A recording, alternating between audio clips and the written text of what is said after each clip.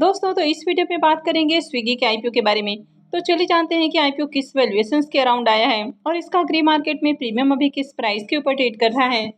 तो इससे पहले कि मैं वीडियो को शुरू करूं, अगर आप इस चैनल पर पहली बार विजिट कर रहे हैं या फिर आपने चैनल अब तक सब्सक्राइब नहीं किया है तो चैनल को सब्सक्राइब कर लें और वीडियो को भी लाइक कर दें। तो स्विगी आईपीओ के डिटेल्स के बारे में बात करें तो आईपीओ 6 नवंबर से ओपन होने वाला है और ये 8 नवंबर को क्लोज होगा। तो मैंने ऑलरेडी आपको मॉर्निंग में ही बताया था कि आईपीओ 6 नवंबर से ओपन होने वाला है। आईपीओ में फेस वैल्यू ₹1 पर शेयर है और प्राइस बैंड 371 से 390 रुपये रखा गया है, यानी कि 390 रुपये कट ऑफ प्राइस है। तो इस प्राइस पर ही आपको अप्लाई करना है। और आईपीओ के लॉट साइज की बात करें तो 38 शेयर्स का लॉट होने वाला है।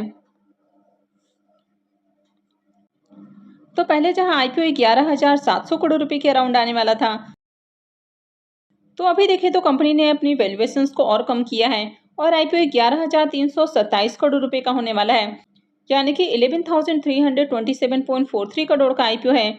इसमें 4499 करोड़ का फ्रेश इशू रहेगा और 6,828 करोड़ का ऑफर फोर सेल होने वाला है। ये मेन बोर्ड आईपीओ है, तो कंपनी बीएससी और एनएससी के ऊपर लिस्ट होने वाली है। अब इस आईपीओ में भी रिजर्वेशन पोर्शन को देखें तो आईपीओ में क्यूआईबीएस के लिए 75% का पोर्शन होने वाला है, रिटेलर्स के लिए मात्र 10% का पोर्शन रहेगा और एचएनआईएस के लिए 15% का पोर्शन होने वाला है। तो यहाँ पर भी इस आईपीओ का ज़्यादा फायदा रिटेलर्स को नहीं मिलेगा। तो स्विगी के बारे में ऑलरेडी आप सबको पता है, यानी कि काफ़ी जानी पहचानी कंपनी है। आपने भी इसके प्लेटफॉर्म को जरूर यूज़ किया होगा। ये जो कंपनी है 2014 में इनकॉर्पोरेट हुई है और company easy to use platform offer करती है, यानी कि स्विगी से आप फूड, ग्रोसरी और साथ ही हाउस होल्ड भी ऑर्डर कर सकते हैं। तो आप इनके प्लेटफॉर्म के थ्रू हर तरह के प्रोडक्ट घर बैठे ही ऑर्डर कर सकते हैं और मंगवा सकते हैं। इस कंपनी के 5 बिजनेस यूनिट्स हैं। पहला है फूड डिलीवरी, दूसरा है आउट ऑफ होम कंजप्शन, तीसरा है क्विक कॉमर्स, चौथा है सप्लाई चेन एंड डिस्ट्रीब्यूशन और पांचवा है प्लेटफॉर्म इनोवेशन। तो स्विगी के थ्रू आप रेस्टोरेंट रिजर्वेशन और इवेंट बुकिंग भी करवा सकते हैं, यानी कि कंपनी काफ़ी अलग अलग तरह के सर्विसेज ऑफर करती है। इसके अलावा कंपनी मेंबरशिप प्रोग्राम भी चलाती है, जिसमें आपको स्विगी वन देखने को मिल जाता है और कंपनी स्विगी मनी और स्विगी यूपीआई, तो इस तरह के भी सर्विसेज ऑफर करती है, यानी कि कंपनी काफ़ी तरह के डिस्काउंट और ऑफर्स वगैरह भी ऑफर करती है। तो कंपनी ज़्यादा से ज़्यादा मार्केट शेयर कैप्चर करने के लिए कई तरह के डिस्काउंट और ऑफर वगैरह भी देती है। तो स्विगी के कई सारे रेस्टोरेंट और मर्चेंट पार्टनर देखने को मिल जाते हैं, जहां से आप फूड, ग्रोसरी और हाउस होल्ड आइटम्स ऑर्डर कर सकते हैं। तो कंपनी का कई सारे बिजनेसेस के साथ पार्टनरशिप देखने को मिल जाता है और कंपनी उनको भी ग्रो करने में हेल्प करती है, यानी कि वे सारे जो बिजनेसेस है वो इनके प्लेटफॉर्म के ऊपर लिस्ट होते हैं, तो जहां से कस्टमर्स उनके प्रोडक्ट को बाय कर सकते हैं। कंपनी के फाइनेंशियल को देखें तो यहाँ पर फाइनेंशियल 22, 23 और 24 3 सालों के कंप्लीट फाइनेंशियल है और फाइनेंशियल 25 के एक क्वार्टर का फाइनेंशियल है। कंपनी के एसेट को देखें तो इसका एसेट ईयर ऑन ईयर आपको डाउन देखने को मिल रहा है।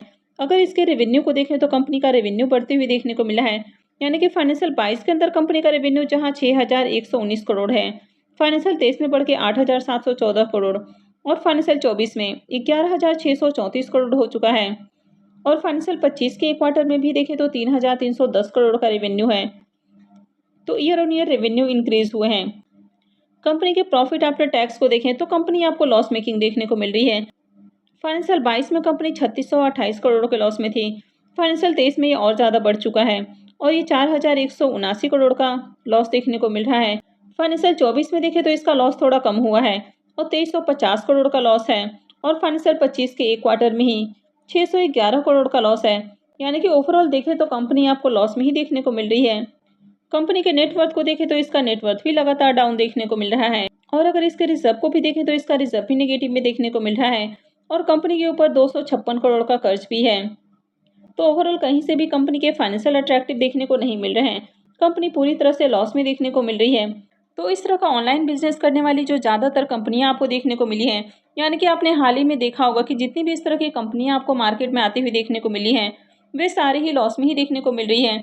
अब चाहे आप जोमेटो की बात करें, ओला की बात करें या फिर इनकी बात करें, तो इस तरह की जो कंपनियां हैं जो कि ऑनलाइन बिजनेस करती हैं, तो इनको मार्केट शेयर कैप्चर करने के लिए बहुत ज़्यादा ऑफर्स वगैरह देना होता है, डिस्काउंट देना होता है और कंपनी की मार्केटिंग के ऊपर भी ज़्यादा खर्च करना होता है। तो इसके कारण इस तरह की जो कंपनियां हैं वो ज़्यादातर लॉस में ही देखने को मिलती हैं। लेकिन जैसे जैसे ये मार्केट शेयर कैप्चर करती हैं तो उसके बाद इनके बिजनेस के अंदर प्रॉफिट देखने को मिलता है।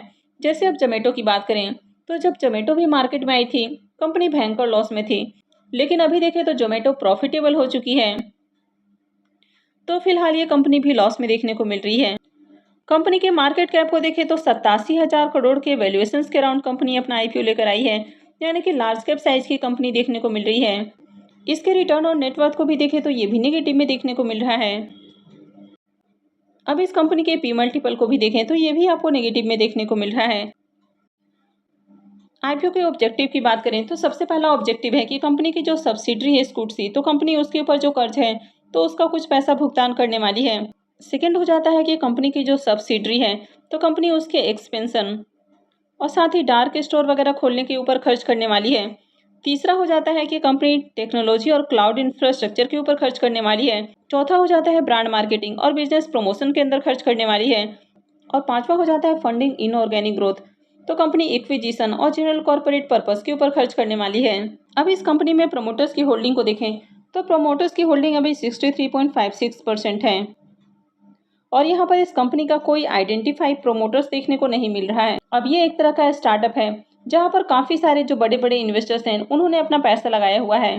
तो इसमें कई सारे सेलिब्रिटी, क्रिकेट स्टार और साथ ही जो बड़े बड़े बिजनेस ऑनर्स हैं तो उनका भी पैसा लगा हुआ है।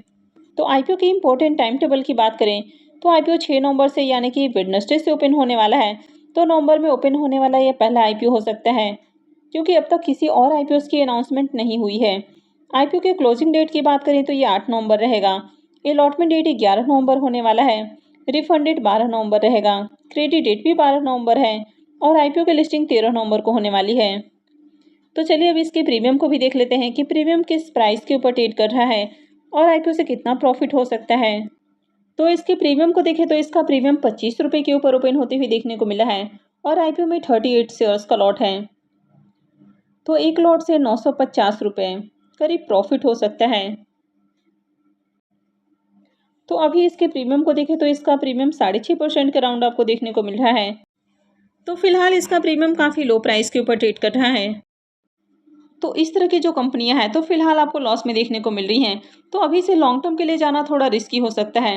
हालांकि अगर आगे ग्रे मार्केट प्रीमियम के अंदर तेजी देखने को मिलती है और आईपीओ में डिमांड आती है तो इसमें लिस्टिंग गेन के लिए अप्लाई किया जा सकता है, लेकिन अभी से लॉन्ग टर्म के लिए जाना रिस्की है।